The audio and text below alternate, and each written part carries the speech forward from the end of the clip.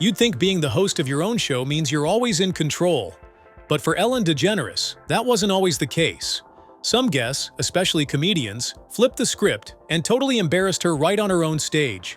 Stick around, because these moments are as awkward as they are hilarious. Wanda Sykes. Wanda Sykes came on Ellen's show to promote her comedy, but instead ended up turning the spotlight on Ellen's fake tour. Wanda casually talked about how she makes her kids fly coach because they don't have jobs. Ellen tried to twist that by asking why Wanda and her wife didn't sit in coach with them, hinting at some sort of unfair treatment. Yeah, but you have a job. Why don't you and Alex sit in first class? Because you have jobs, and then they sit in coach, and then, I mean, what's wrong with that? But Wanda wasn't having it. She shut that down fast and flipped the focus to Ellen's tour. Great, and yeah, you toured for your special, huh? Well, I didn't really. Yeah, you were nice enough to give me a jacket from your tour. Yeah, I didn't. You actually had tour jacket. Well, it made up. It wasn't a tour. It was. No, it says tour. Well, it says tour. Yeah. Tour, right? Ellen had apparently gifted Wanda a jacket that said tour on it. Wanda then exposed that Ellen's tour only covered 4 cities, 3 of which were in California. She joked that it wasn't a tour, it was more like a long weekend, with t-shirts. The audience laughed, and Ellen tried to defend herself by mentioning her other projects, but it only made things worse. Wanda didn't even need to raise her voice. She just smiled through it all, knowing she had completely called Ellen out, right there on her own stage. 4 cities. 4 cities. That's a weekend for me. That's not a tour, Ellen. You did some dates. And look, and 3 of the cities is in California. What the hell? What the hell? Sean Hayes. Sean Hayes came to the show in his usual cheerful way, but this interview quickly turned awkward. At first, he made a joke about how long Ellen had been doing the show, which seemed fine, but things got uncomfortable fast when Ellen tried to brag a little about her past work. Sean didn't care. He brushed her off and made it clear that he wasn't interested in hearing her resume. You've been on the air for 15 years. On this particular show, yes. Yes. I've also done other things in the past, but yes. I'm not going to read your resume. Even when Ellen was complimenting him, Sean acted distracted and pretended not to hear. No. That's because you're hilarious and I love you and you're talented and smart and all the, oh no. I got it. Okay, so, wait, so what were you going to talk about? No, nothing. I was complimenting you, but you didn't hear it. No, thank you. Yes, thank you. Well, I just complimented you. Then, in a smooth move, he changed the subject and made a joke about how awkward the transition was, basically mocking Ellen's interview style. Thank you, Sean. Yeah, and then nothing. And then next question. Yes, which I'll do now. Okay, great. So seamless. No wonder you've been on for 15 years. Yeah. Yeah. People are like, do you see your transitions are That was a good segue. Yeah, because amazing. I connected it. I said, that's what I'll do now. I know. Can't shut it off on Ellen's brain. Ellen tried to snap back by asking how long his show lasted before it got canceled, but it didn't land well. Yeah. No, it was How long was it the first time around before y'all got canceled? It made her seem defensive and salty. Sean continued to poke fun at how she randomly shifted between questions without smooth transitions. You could tell he was enjoying himself, while Ellen looked flustered trying to keep up. It was clear that he had taken full control of the interview, and Ellen was no longer the one running the show. Dakota Johnson. One of the most famous call-outs on Ellen's show came from actress Dakota Johnson. When Ellen brought up Dakota's 30th birthday party and said she wasn't invited, Dakota didn't let that slide. She corrected Ellen and said she actually had been invited, but just didn't show up. Dakota even reminded Ellen that the last time she was on the show, Ellen gave her a hard time about not inviting her to a party. It's good to see you. Happy belated birthday. When was your birthday? It was October 4th. October 4th. You turned 30. I did. And how was the party? I wasn't invited. Actually, no, that's not the truth, Ellen. You were invited. Last time I was on the show, last year, you gave me a bunch of about not inviting you, but I didn't even know you wanted to be invited. So this time, Dakota had made sure she got the invite. She said Ellen could ask her producer if she needed proof. Yeah. But I did invite you and you didn't come, so. This time you invited me? Yeah. Are you sure? Yeah. How do you know? I don't think so. Ask everybody. Ask Jonathan, your producer. Who Okay. said you were? I Yeah, was he's right invited? there. Why didn't I go? I don't know. Ellen looked caught off guard, like she was hoping nobody would challenge her.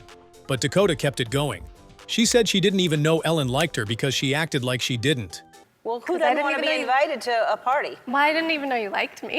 Of course I like you. You knew I liked you. Then came the final blow, when she said another comedian had performed at her party, and that person was actually her favorite. The room fell silent for a moment. Ellen had just been called a liar and second best in one sitting, and there was no comeback strong enough to fix it. But Tig Notaro performed at your party? She did. She did a set? She did. It was a surprise. What did she do? A bunch of funny stuff. She's hilarious. She's my favorite comedian. Other than you. Bye. Hassan Minhaj. When comedian Hassan Minhaj came on Ellen's show, things started off politely, but that didn't last long. Ellen mispronounced his name, which is common, but instead of letting it slide like most guests, Hassan corrected her. He told her how to say it the right way, and pointed out that people often mess it up because they don't try. It's so nice to meet you. I'm a huge fan. Thank you. Yeah. I'm a huge fan of you. Thank you. Yeah. And it's Hassan Minhaj. No. Yes. No. Really? Well, my name is Hassan Minhaj. He explained that even though his name gets butchered all the time, it matters because it's part of his identity, especially with his parents sitting in the audience. Oh. I want to do this. I actually want to do this on national television. Good, please, because Yeah. everyone that says your name says Hassan Minhaj. Yeah, but the real way you pronounce it, and this is a big deal because my parents are here, it's Hassan Minhaj. And people always mispronounce it. They're always like, Then, in a subtle but sharp way, he pointed out how people have no trouble pronouncing difficult white names, but somehow act like his name is too much work. Ellen awkwardly laughed and tried to move on, but the moment had already landed. It wasn't just about a name, it was about respect. Ellen had tried to play it off like a harmless mistake, but Hassan made it clear that mispronouncing someone's name isn't cute or quirky, it's lazy. And this time, the lazy move backfired on her, right in front of everyone. pronounce Hassan, try it. All right, Hassan Minish. No, that's not. No. I appreciate Okay. people trying. I was doing CNN, which is like, Wendy Williams. When Wendy Williams came on Ellen's show, it was expected to be entertaining, but no one saw this moment coming. Ellen asked what Wendy thought about a certain celebrity, and Wendy said she actually liked him, even though she didn't want to. Then, she added that people had said he looked like Ellen. That alone was already a strange comment, but it got worse. As much as I want to not like him, I love his new song, and he really is cute. And some people say that he looks like you. Ellen looked confused and maybe a little offended, but Wendy kept going. She said people compared Ellen to this much younger male pop star, and that he was cute. It was clearly meant as a compliment to the pop star, not Ellen. The whole thing made Ellen look old and out of place, and the vibe got awkward real fast. I forgot the name of the new one. That's not new. No. Yeah. What's his new song called? I forget. I know all the words. Yeah. So, Sorry. Do I look like Justin Bieber? No, they have made the equation. Oh, well. That's in a good way. I don't mind that. He's cute. He's adorable. Yeah. Yeah. Even the audience didn't know how to react. Ellen tried to laugh it off and change the subject, but the damage had already been done. Wendy had casually delivered one of the most insulting comparisons you could make to someone on national TV and done it with a smile. There was no fixing it after that. Ellen looked visibly shaken, and Wendy acted like she hadn't said anything wrong at all. And some people say that he looks like you. I've heard that. You've never heard that? They say it in a good way. Okay, What's fine. the song? What's the song? Kathy Griffin. Kathy Griffin didn't need a live show to humiliate Ellen. She did it with ink. In one of her books, Kathy talked about a certain blonde talk show host who was famously cold behind the scenes. She thought she was being slick by keeping it anonymous, but people quickly figured out she was talking about Ellen. You had a beef with, not boy. a good experience. Oh, boy. Hey, Some blonde talk show host. Oh, Daytime. you caught that. I'm so foolish. I thought I was writing like a sneaky blind item. no. But I think, someone said something about whatever. So, yeah, I'm talking about Ellen DeGeneres. Kathy later admitted that she thought the blind item would be sneaky, but even Joan Rivers caught on. She said that every time she and Joan had dinner, they would gossip about Ellen. Joan would ask if Ellen still hated her, and Kathy would reply that Ellen thought she was mean. I have to just She come was not clean. nice to you? Well, here's the thing. In my very last dinner with Joan Rivers, we would always check in with each other. And I'd be like, where are you with Ellen? And she'd be like, oh, still hates me. And she'd go, well, what about you? And I'd say, oh, she thinks I'm mean. And the truth is, I guess I feel like I'm sticking up for a pal. Like, Kathy's big issue was that Ellen didn't support other women, especially female comedians over 50. She found it ironic because Ellen was supposed to be all about kindness, yet had no time to uplift women in comedy. She felt Ellen had a habit of tearing others down instead of building them up. but, like I said, there's so few female comics over 50 that are making a living or doing okay. Like, we need to support each other. And I just thought, what am I waiting for? But almost every time Joan Rivers and I would get together, we'd be like, anything from Ellen? No. You? No. And it wasn't like, it was more like, I wish we were better at supporting each other.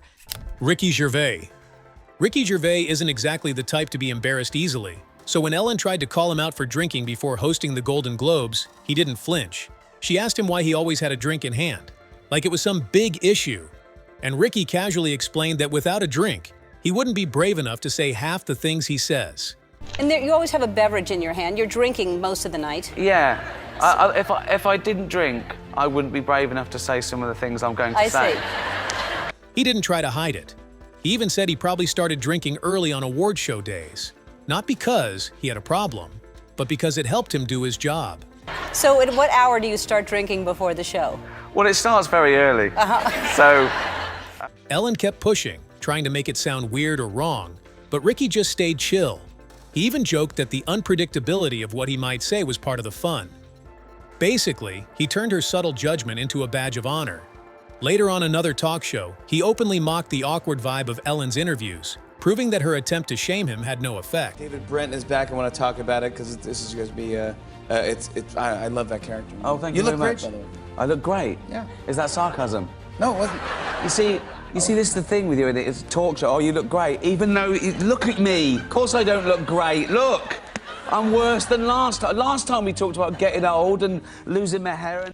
Cher. During a silly game with Cher, Ellen asked one of those random personal questions, something about what turns her on. Ellen gave a weird answer, saying things like chocolate and music, but Cher wasn't buying it. She told Ellen straight up that she was lying. Ellen, 3 things that turn you on. Oh, music, sweetness, and chocolate. Yes, chocolate doesn't. I just made that up. I was thinking in a whole different place. Really? Yeah. What were you thinking? I was thinking, handsome, tall, sweet. Yeah. Ellen tried to play it off and say she just made it up to win the game, but Cher pushed back again. She said Ellen had just claimed it turned her on, and now she was backtracking. The moment quickly turned tense, and it was obvious Ellen didn't expect Cher to challenge her so directly. Even the crowd could feel it. Yeah, I said sweet. Okay. Chocolate doesn't. I just made that up so I'd win. Does chocolate turn anybody on? Really? You're like, really? You eat it? And you... I love it. I don't get it much, but I love chocolate and cake. The vibe shifted fast from lighthearted to awkward. Cher wasn't being mean. She was just being honest. She didn't care about Ellen's usual charm or tricks. To her, it was about being real. Ellen's expression said it all. She was caught off guard and didn't know how to come back. Some fans even said you could see the exact second Ellen regretted asking that question. Cher wasn't going to be manipulated into playing along, and the moment ended with Ellen looking embarrassed on her own show. I mean, look, I'm working on my body, and I just don't, I have chocolate, I'm lying. Yeah, see? Yeah. And then it turns you on? No, it doesn't turn me on. You just said it did. No, I didn't mean it in that way. Okay. All right. Giada De Laurentiis. When celebrity chef Giada De Laurentiis came on Ellen's show to do a cooking segment, it was supposed to be fun. But Ellen didn't really seem interested. She kept goofing around, asking silly questions, and acting like she didn't know how to cook anything. Giada tried to keep things on track, showing Ellen and Nicole Kidman how to make risotto balls. But Ellen kept interrupting and making jokes. Giada tried to explain the steps slowly, like she was teaching kids. At one point, she even asked if Ellen had ever made any kind of food balls before. Arancini? Yes. So let's roll some balls. Come on. Let's Ready? roll. We got some risotto. All right. We only have a few minutes. We got to get something done. All right, around here. roll some balls. So we've Me got, too. Yes, you do. I'm just going to stand here. Yeah. All right. Yes, you too. So I've you got just bowls. scoop it with the ice Yeah. cream scooper. And what? I've got it. How do you make this in the There? first place, though? In my In hand? your hand. Yes. Now roll it. Have you Well, ever why didn't I- made any kind of ball Balls? before? No, I'm not. Ellen made a mess with the ingredients, and Giada's face said everything. She was clearly frustrated. She didn't lose it completely, but you could see she was holding back. Nicole was trying to follow along, but even she seemed confused by the chaos. Eventually, Giada told Ellen that what she was making looked like dog food. That moment went viral, because it was one of the few times a guest didn't fake a smile and pretend everything was fine. Okay, then you take the ball like that and the little breadcrumbs. Yep. Okay, but be delicate because Ellen, that Good. looks like dog food now. Ellen, Clint Eastwood. Ellen once received a life-size piñata of herself from a fan. Instead of keeping it, she thought it'd be hilarious to hang it in front of Clint Eastwood's office as a prank. She probably expected a laugh, maybe a selfie. Yesterday, I showed you a gift that one of my viewers sent in. It's a piñata that's supposed to be me, I think. There it is. It's like looking in a mirror. It is. A terrible mirror. I wasn't sure what to do with it, so I decided to pay it forward. I hung it in front of Clint Eastwood's office because, well, he doesn't like kids on the lawn, so I thought maybe it could scare the kids away. And here's what he did with it when he found it. But Clint didn't laugh. He grabbed a bat and beat the thing like it owed him money. Ellen shared the clip on her show, but instead of it being funny, people were uncomfortable. Clint looked way too comfortable destroying that cutout. It wasn't just a little hit, he kept going like he was working out some stress.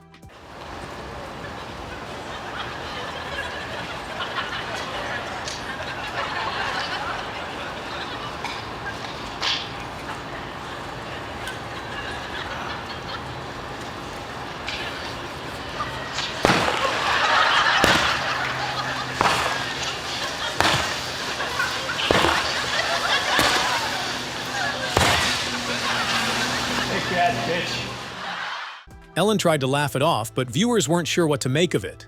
Some thought he was imagining Ellen's face. Others said it felt like there was some real tension behind those swings. The moment didn't humiliate Ellen with words, but it was loud in action.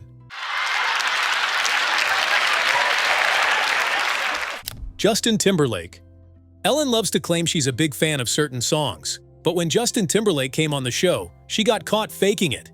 She said his song was her absolute favorite and that she knew all the words. Justin seemed surprised and asked her to sing a part. That's when it all fell apart. Ellen completely messed up the lyrics. She said a line that wasn't even close, claiming it said "just electric" when the actual line was "just imagine." Justin didn't call her out directly, but you could see he wasn't buying it. Ellen tried to save herself by joking that she thought it should have been "just electric." It's really high when it goes, "Can't stop the feeling." Yeah, it is. It's high. It was my favorite was you were like, just electric, just electric, just electric. I was like, that's not the word. That's no. It's just electric. Those are the words. Although I should have written it's just electric. What is it? I always thought it was just electric. What is it? She even asked the audience if they also thought it sounded like that. No one raised their hand at first, but then a few people nervously did, probably just to make her feel better. It was awkward.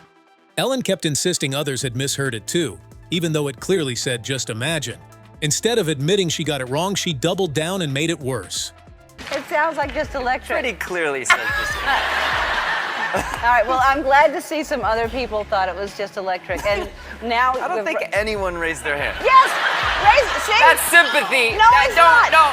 No, some people raised their hand at first being honest, and the other people were too scared to, and now they're being... Some of these moments slipped under the radar, but once you see them, you can't unsee them. Through sarcasm, brutal honesty, and plain awkwardness, these comedians definitely flipped the script on Ellen. If you enjoyed the video, go ahead and hit that like button and drop your favorite part in the comments. Don't forget to subscribe to our channel for more videos.